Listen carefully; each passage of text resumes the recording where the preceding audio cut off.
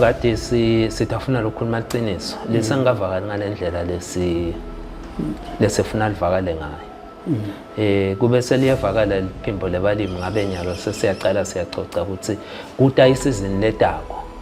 So ke weta ulmende kithi uthi wo yini luhlelo lesinalo sibalimi kule season letako. Sesendena kule sithi ma membership benefits. Ngokuqala siyathi ukuthi sonke sizogcina sifile. Nethi siyashonela. Asifuni ke lokho ukuthi nase kushone mina sekufuna nithathe le mali yalo konhlati ingulube nihambe niyongcwaba. Ikhona i-funeral funeral scheme yethu or funeral insurance. Lo lesikubona kuyinkinga kakhulu Mngadi eMaswati ke atawati ngoba vele ishe sonke sibuya ku farming community. Asikuboni manje ukuthuthuka kahle kwalama farmers ethu. Abantu leso khanza sibana bo 30 years 40 years solo balima noma bafuya. Ngiko lokucishe kusibulala inhloko lokho. I-crop insurance kwanyalo ibalwa ngelhectare. Okay. Yeah, noma ngabe na 30 ama hectare kodwa doubt 30 hectares times le cover lekhona. Lokwendako ke ubhadala 315 wamalangeni per hectare. Per hectare. So 315 u-insurisha imali lenganga 12,000. Okay. Which means you are at 2.5 ubhadala 2.5% of the value of the crop lo i-insurishile.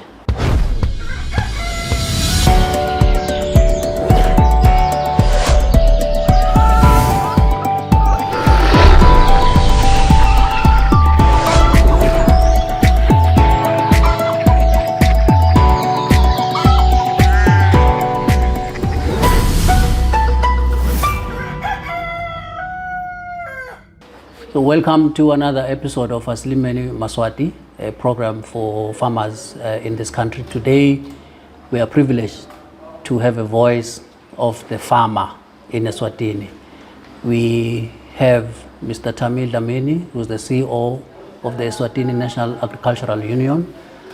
We hope to discuss everything farming when it concerns farmers in Eswatini, more in particular about his role as the leader of the Farmers Union.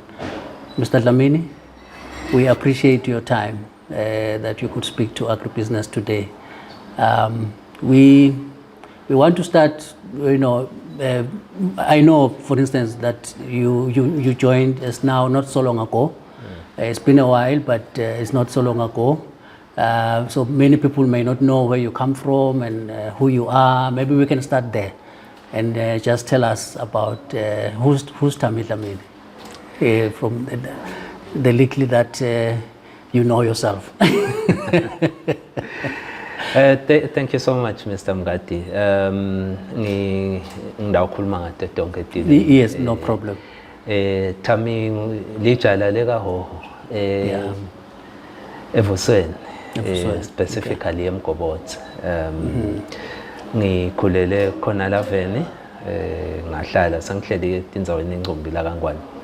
Kodwa nje professionally ngiqale nangigraduate eLiyengo nga 1999 ngahamba ngayosebenza eChannel nekuthiwa kusenyoni yami irrigation scheme. Sekwavalwa ke kodwa bese iqhuba lapho. Ngasuka lapho ngabuya even lema NGO.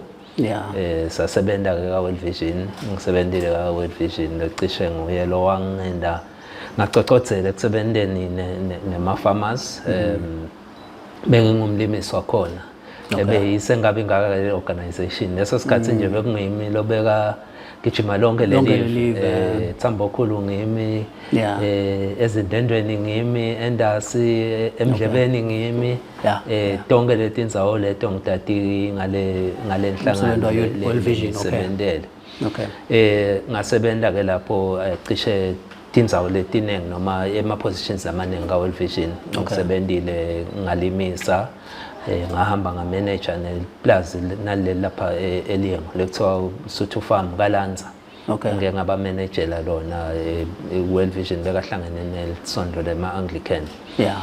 Ngehla ngayosebenza kubo Sandleni ngiyadada indzawo leti lapho boTsakasini boJerusalem tonke lendzawo leto.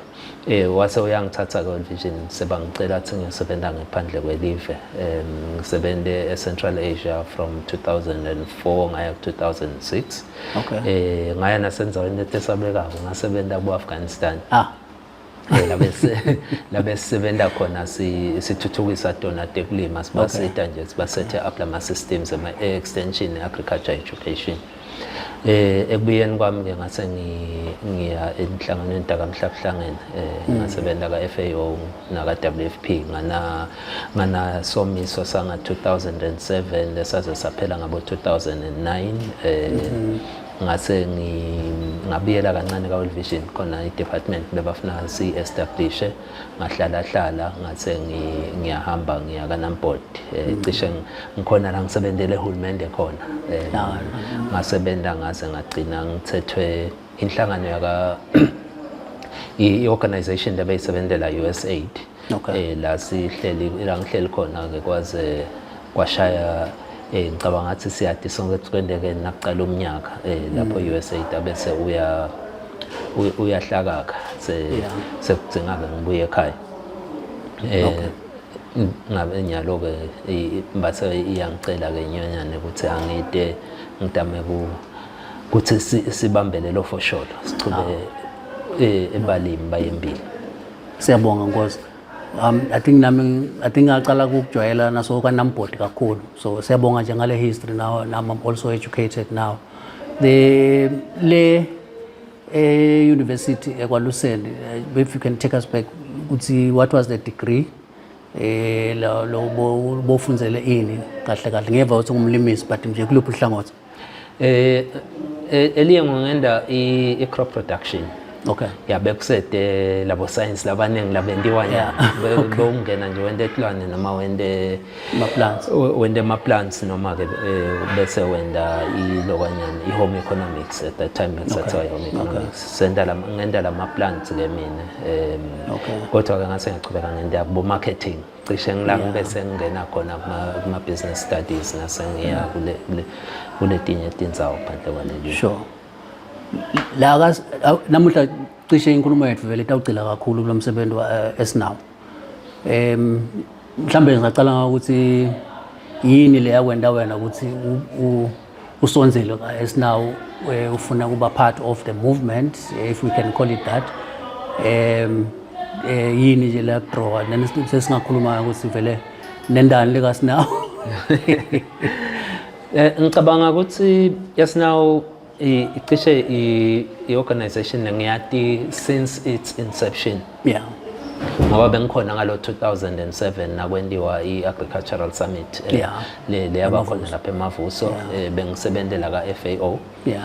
Cishe i-ministry beyisupportwa nge-FAO kuletinye tindlu letinengi ngakhona nekubati lamalunga eSNOW ikakhulu laba labangena emakomitini labebasebuholini. Ngeke ngaba khona ke bangicela ngabo 2013 nabacala ke sebataba na executive director cishe ngaba khona kulesikhathi benda bo recruitment process nethi bebahle bangibuta senda kanjani lokusetha up le office. Cishe ke nalama nangaNamport besebenza na SNOW. So nasibona nakubonakala ukuthi kuyadzingeka lokuthi be khona lotawuhola inhlangano sakhulumisana esaya kulawo ma processes siyabuya siyachubeka. Lobudlelwano bovele bukhona na SNOW nje over your career, that's what you are saying?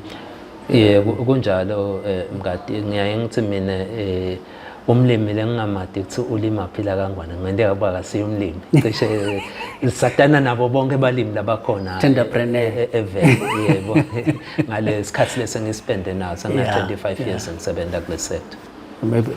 Ngiyajabula ukuthi nami ngiyakwathi shothi nami ngingumlimi. No Nkosi siyabonga. Mhlawumbe ungasithatha ke ku SNOW just beyond the mhlawumbe ungaqala kule mandate in particular ukuthi i-summit yathuma esinawo ukuthi ended, and then so ngabe sesiyabuya ke kulokuthi vele how is it structured, usebenza kanjani sinawo. Ngiyethemba abantu abadala ngeke bangilwise ukuthi sengikhweshe kakhulu, kodwa ke ngidawusho kule ngikwatiko mina nalokubhaliwe emabhukwini. Following a summit, as part of my resolutions a summit, my farmers ase I keep a resolution yokuthi bafuna ku-establisha liphimbo lawo ema-farmers. Kwase kuya-establishwa ke na ungakhuluma nawo nje ama-farmers abeka khona atakutshela ukuthi sayicela eNgwenyameni le organization baye bakusho-ke bebakuhlosile ngale organization.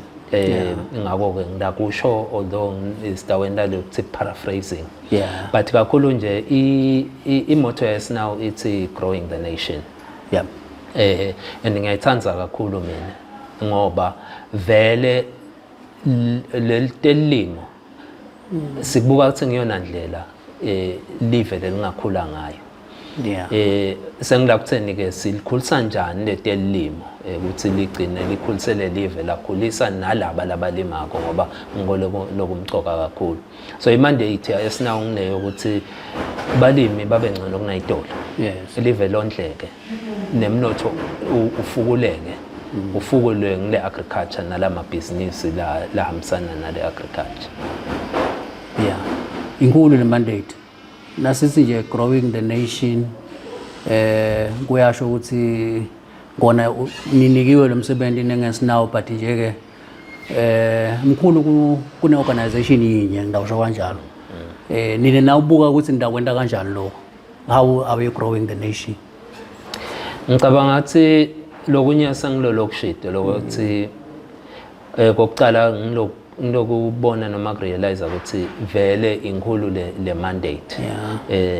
Kodwa ke siyafuna ticabanga ukuthi sila kule center yale mandate. Banenge ke bantu lesebenzisana nabo le seta uphinza futhi sisebenzisane nabo. Kufuna nje sikhone lokuthi singene kule ngilawuthi i-heartbeat yahulumende ukuthi yena nakabuka ukuthi sive ufuna sikhule. Ufuna sikhule sibhekephi sikhule kangakanani. Ngiko ke lama structures nema strategies nema development plans lekawendile uhulumende. Sineke sidonsala kiwo ukuthi sikholwa ukuthi uhulumende nakenda le development plan bekabalile ukuthi nasikhulisa umnotho kangaka. Kuthi abantu labangaka labatawungena esigabeni lesiphakeme semnotho. Nasi ukhulisa kangaka kuthi abantu labangaka. Sikusebenta kanjalo ke nathi singesinawo siyathi ukuthi kokucala ngeke sikwende overnight. Kwesibili angeke sikhone kwenda sisodwa. Kwesathu kufuna kube nendlela yokuthi siqala njani lokho. Lengicabanga ukuthi lesinye lesikhathi ugijima ugcina ukhohlwa ukugijima nje kani awusaboni nalesikhathi songasabheki khona. Khona nawo lokuthinzile Nkosi ukuthi sinawo wasungulelwa ukuthi abe liphimbo lebalimi. Mhlambe sengaba confirm nje ukuthi wena ngikubuka kwakho from when it started and even when you are there, ukhanza kanjani leliphimbo lebalimi ngoba I think mina nje nginako lokuthi mhlambe isikhathi balimi bahle bangavakali. Seliyavakala leliphimbo lebalimi even. Cha mngadi sithafuna lokukhuluma iqiniso. Lesingavakali ngalendlela lesifuna livakale ngayo. Kube seliyevakala liphimbo lebalimi ngabe nyalo sesiyaqala siyacoca ukuthi kuta isizini letako. So ke weta uhulumende kithi uthi wo yini luhlelo lesinalo sibalimi kule season letako. Kuthi isizini letako ngabe setiketeta tinkampani kithi ukuthi wo nicabanga ngathi akubhekephi kule season letako. Ngiyo lenza basolo sikhona la ukuthi sisengaphokopheli lapho sengafiki lapho khona singesinawo sesiliphimbo lebalimi. Kunetizathu ke letiningi ngicabanga ukuthi singabukisana tona esisachubeka kodwa ke ngiloko lesiphokophele ukuthi sibekile. Okay.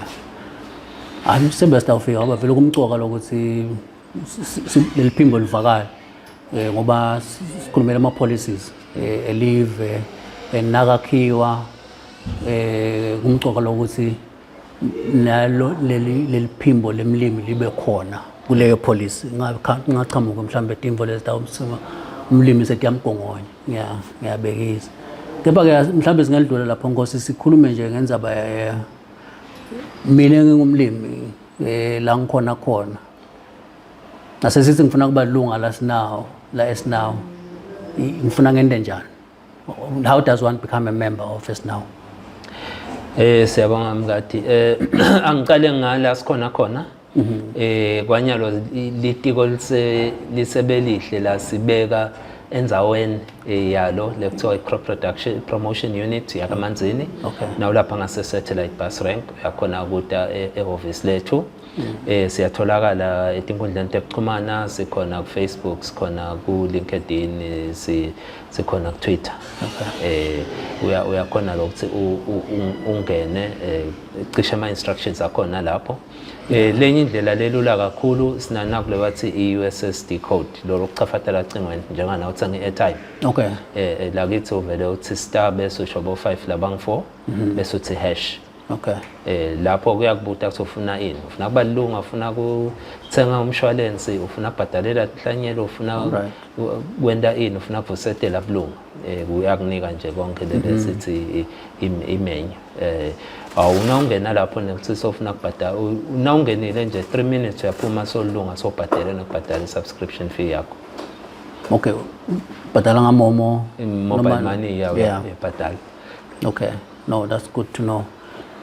Ngena ngilunga ngoba mina emqondweni wami ukuthi lana sihlanganise tinhlangano debalimi but ke uphinde indlela lobeka ngayo ukuthi ngingaba lunga individual lokwendeka ke Esnaw yena nginakule sithi Apex organization yatinhlangano sinemalunga thina laphinza bese abanala ama individual members.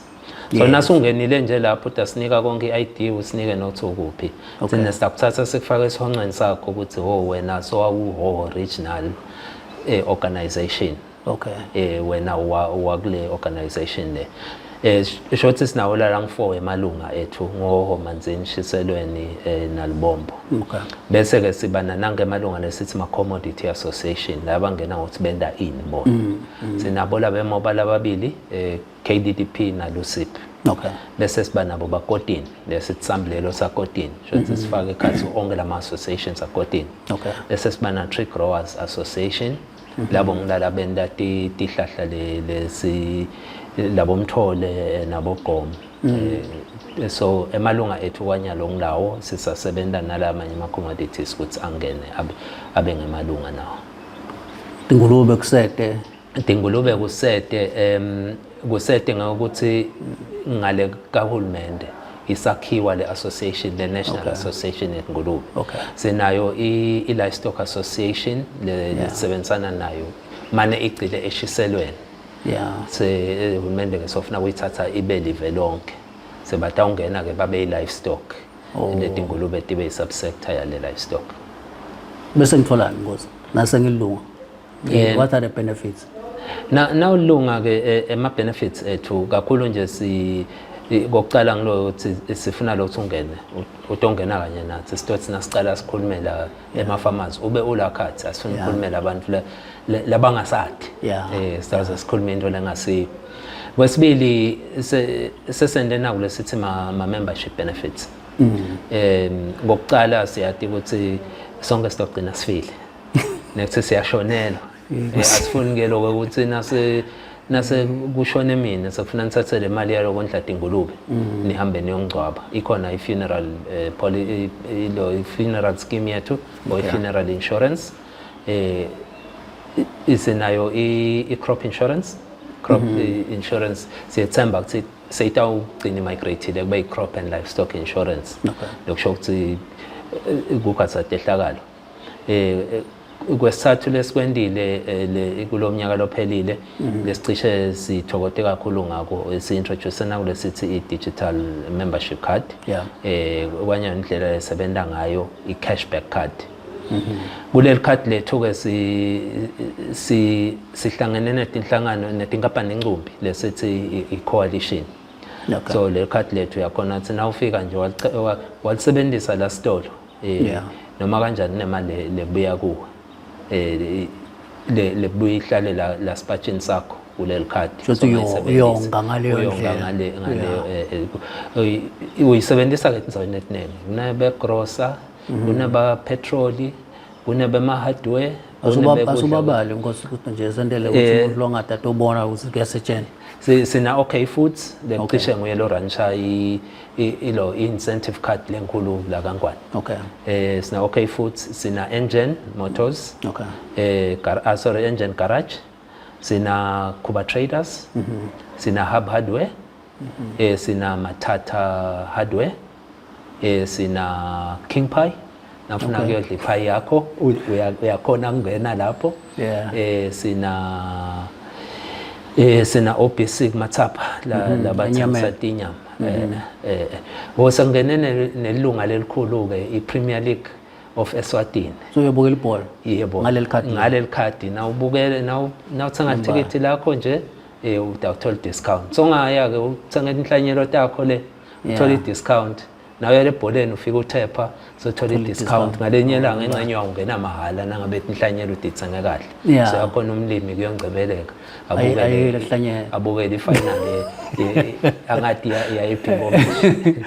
Ngathi usibali impahla kula ngathi ababukela ibhola. Nesebo. Ya lokunye ke sibese balimi sibachumanisa netinhlelo incumbi. Sinayo nje input support program yethu lesithi ngitihlele. So nyalo njenga January sibaqalile labakhonako bayabekela ukuthi kuyawuthi kuvulwa lokuthenga kwetinhlanyelo ngalabo September October. So ihlanganisile leya kakho imali leta uhlangabeta leya hulumende. Tawuthi naseyiphelele ke sesiyathatha siyokubekela eceleni kwasekhaya tinhlanyelo takho. Noma wenda umbila noma wenda amabhontshisi noma wenda etibhitho. No kuyasho because lo na ungekho ka esinawe uyaduza kahle asisibuyele kunaye inkosi ye insurance mhlambe nawe ungachazela nje lo satibuta ukuthi la kule crop insurance kwendekani ku insure kanjani, what are the requirements and parameters? I-crop insurance kwanyalo ibalwa ngel-hectare. Noma ngabe na 30 ama-hectare kodwa sidawuthi 30 hectares times le cover lekhona.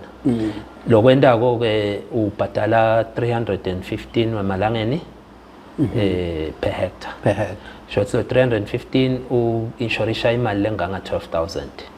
Which means you are at 2.5 ubhadala 2.5% of the value of the crop lo i-insurishile. Sisakhona ukubalisisa ke embileni nasemabhontshisini noma nje ama-grains.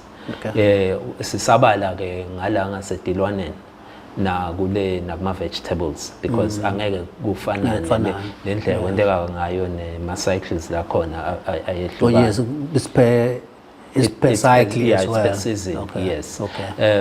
So uthi nje ungabhadala imali yakho nangabe inhlanyelo vele udithenga ngalo star quite 5 noma abo 5 labang 4 ibhadala khona lapho nayo. Nawe ibhadele so in short. Nakwendeka lesehlakalo tehlakalo leti coverage ko ngicabanga sithi ngetulu kwa 18 kodwa nje lesitayele ngomlilo sangcotho excessive rainfall njengoba ubona nje lo nyaka lokuthi emasimini lamanye acubuka emanti ungaclaim malicious damage ukuthi socabene namakhelwane lapha sofika wahesha umbila wakho. That's very important. Kumcoka lokho livestock siyathi ukuthi kwakatheni vele base ministry bebakwati lo sibafike bakale nangabudlelo kumakhelwane etinkomo ukuthi damage lekhona inganani. Le insurance ke lekwendako ukuthi ikhone lokuthi ikubuyisele ensimini. Yes, i-coverage le value yalama inputs. Nayo ke ungakhona ukuthi usithinze office sikwakhele noma utawuvele kulawa nje ama products esengiwabalile sesivele sinawo lawo uyakhona kungena nje na ungena lapha kule USSD kuyakubuta ukuthi ufuna kwendani tawusho ukuthi crop insurance. Okay, no kuhle kakhulu mina ngiyavakala lama products masha mhlawumbe umuntu sangabuta ukuthi what's the uptake so far ngoba ngiyasikhuluma kakhulu ukuthi mhlawumbe ngoba kusaqala kepha nje ingakanani lenshisakalo yabantu kuwathatha lama products lamahle kangaka. Okay kulokwe card kulokwe digital membership card ama member vele lokho utawugcina lonke member linawo. I think siqale about 2000 farmers kulokwe kuqala and bekakhulu la bangenelele ihlelo le input subsidy. Yes. Bangitshelile nje thina bathenga abamtholile 120 wabuye emakhikini abo nabathenga lota 12,000 because the discount is at 1% for all things unless ke kunaloku kusale then the discount bese iba inkudlwana lapho nangabe kune promotion. And then I crop insurance angitati kahle inombolo kodwa ke sibonile lokuthi bantu bayithokodela. Cishe lokhu uyiclarify siyilaunch kahle sikwende akaphe nemaviki lamathathu. Kodwa line sengiyalibona lingena le office and nale tincingo tiyangena. Cha nginale timvula tiya contribute. Ngiyasola lo. Bese le funeral insurance beyivele ikhona kodwa ke lesikwendile emalunga bekakhale ukuthi becover lo mlimi kuphela noma lo yomfuyi kuphela noma lelo member kuphela. Nyalo ke seyivulekile.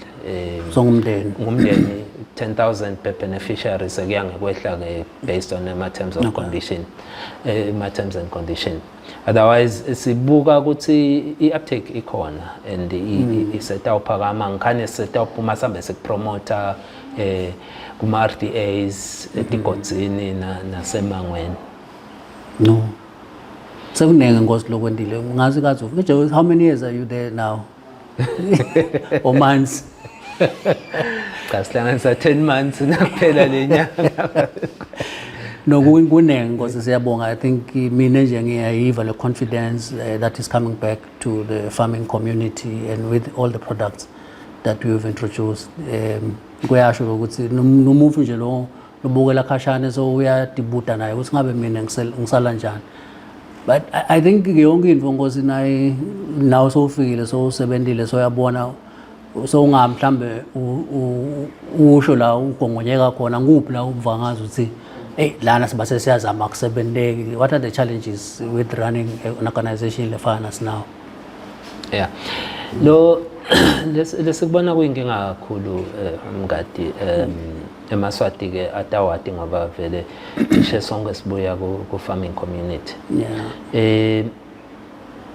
Asikuboni manje ukuthuthuka kahle kwalama farmers ethu.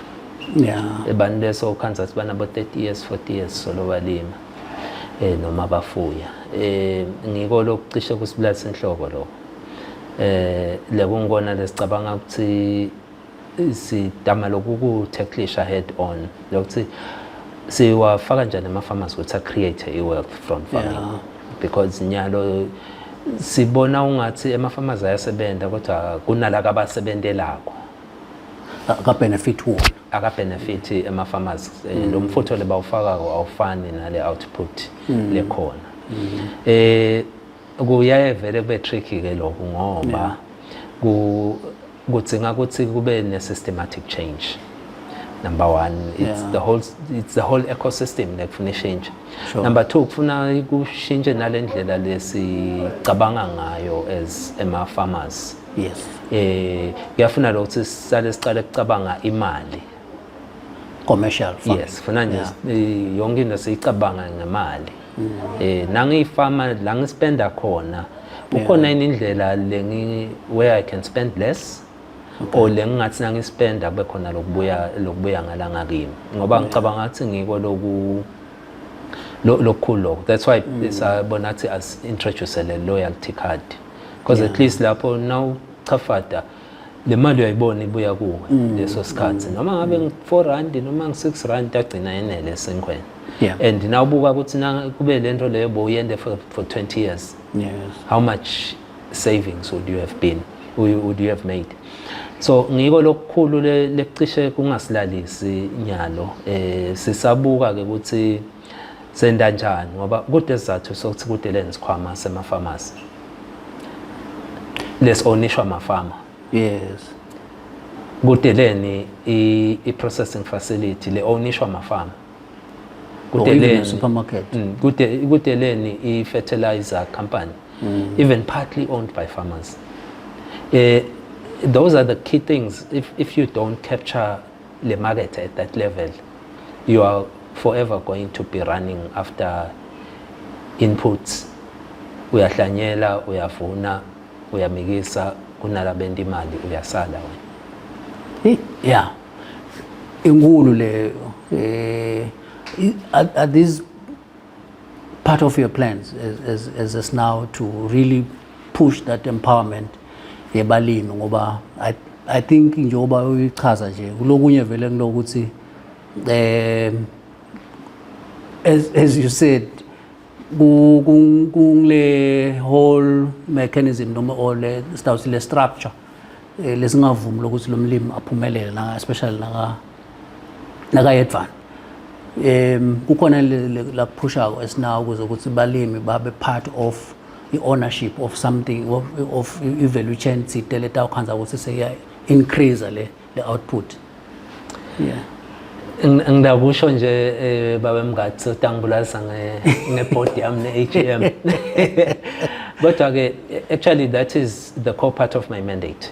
Okay. Yeah, for the remainder of my term in office. Lokthi vele that is where we want to go. Noma ngabe sesithi we are regaining 5% back of the market share. Kumcoka lokho, otherwise angeke noma uhulumende angafaka imali engakanani ngale ndlela. Siyadlala nje la abayigenza kwakusiwa lama farmers. And that's what we want to. Nangifika ema-farmers bekathi acela ukuthi sibuke i-possibility of establish a farmers bank or yes. Sikubukile and we are confidently. We do have EADF now. Yeah, is that not sufficient? We are confidently staying away from the farmers bank for now. Okay. Just based on a number of things. Let's say but we are on our way to establish a farmers fund. Okay. Yes, lesicabanga ukuthi itawubese i-tacklisha cishe itawuqala i-tacklisha some of this ngoba vele kufuna kwendiwe over a long period of time akusiyona into lesingayijaka kodwa ke seyikhona vele le mandate. Kukahle ungibuta nga EADF. EADF is there, Mzamgadi. We are yet to see the impact of the fund. We still believe as farmers there are other areas where we would like to be consulted. EADF as the farming community, but also where we feel we can help the fund, and we hope that it's structured in such a way that over the long term stawuhamba sivunisane and isebende ngalendlela that it was designed to work for, and kakhulu ikhona lokuthi ilifte ema-farmers out of the current issue with banema funding challenges. And ngoba akusikuthi ufunda kulima kuphela. Some of the structural areas lengikhulume ngawo.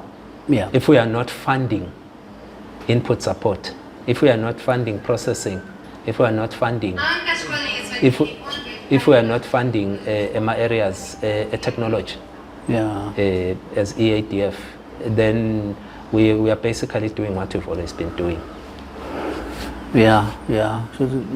Kukhulu ke vele la kusathi ngalusito khona kuze kwakhe le structure sicine ngale ka distribution. What's your interest there? Because mina nje ngiva ngathi ama-farmers ashaya ngilokuthi they don't determine the price. Kuye batshelwe ukuthi thina ngalana we can take your produce at this much. kukhona yini mhlawumbe ama-farmers in terms of ngoba sesigungu lesingakhanza ukuthi livi lethu seliyavakala sesifuna ukuthi distributela nawo kukhona yini inkulumo lehambelana nalo? Yeah, I think we would like to go that way, not in the immediate term. Retail is a science, in a science yayo nje le and it's a discipline on its own.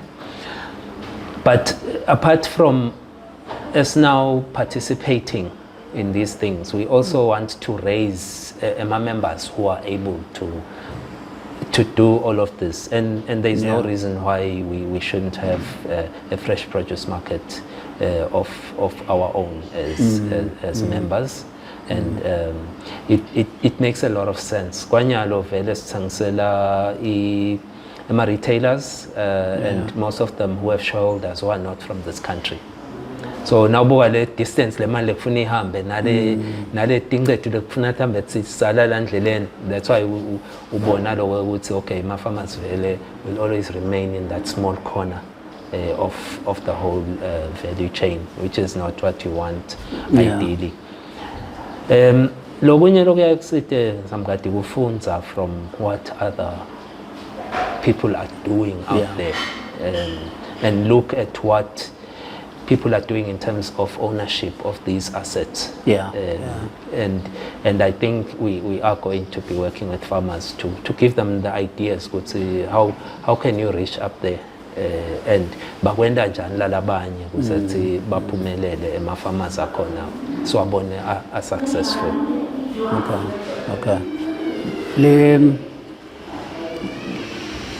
I think the aspect your ownership, you are saying sometimes ungakhanza ukuthi mhlambe kubuka vele info lekhona, not to actually necessarily to create your own, and possibly through policy and expressing the interest that you want to be part of those channels. But I think njoba osho konke kuyi process mhlambe sengabuta lokugcina ngosi ukuthi onke lama plans, and I think you've seen the challenges. What does the future look like for you? From what I see, without ngasibambisana, if we start khona kubambisana nema farmers and realize ukuthi info le some of these things sibuyekele for the past 50 years sangakulungise, so kube sewudama ukulungisa in 12 months, 36 months, it will be a problem. But what we are prepared to do is to work with the farmers to lay the foundation. Okay, lofuna kubheka lesa kangakhona, lofuna kwenta lokuseka ngakhona, lofuna kwenta lokuseka ngakhona. Nyalo nje lesikwenta kakhulu kuprepareisha lamaphepha ukuthi these are the options, these are the options, these are the options. Tawubese ke ama-farmers through the various boards, the AGM, konke babese bayakhetha ukuthi sifuna kuqala ngaloku, and for the next 5 years this is what we want to concentrate on. Otherwise sesingathi le foundation seyicishe khona, sekutaba i-patience nekutimisela nekurealize ukuthi developing these value chains and these approaches and this ecosystem takes time and diligence and doing sometimes when into yinye kanenge kuze ufike la udzinga khona. No, ngosi siyabonga isikhathi sakho and sifisela inhlanhla ezusaqhuba umsebenzi wa S-Now kunengi lokubhekekile in terms of improving the welfare of a farmer. Ngoba farmer inale responsibility of growing the nation, which we started with. So there is a lot of empowerment that we need to do, not just you, but everyone else, no stakeholder, to help the farmer. So we're happy ukuthi namuhla sikhonile ukukhuluma nomlimi eSwatini, especially labalimi labangaphasi kweliphiwo lakho Nkosi, umsebenzi sawubona muhle, siya appreciate konke nje lo wendele balimi kona up to now. Siyabonga isikhathi sakho. Mhlambe lesikhathi sesingavalelisa kulobukelako sisho ukuthi Asilimeni Maswati sijoyineni futhi ehlelweni landelako. Siyabonga.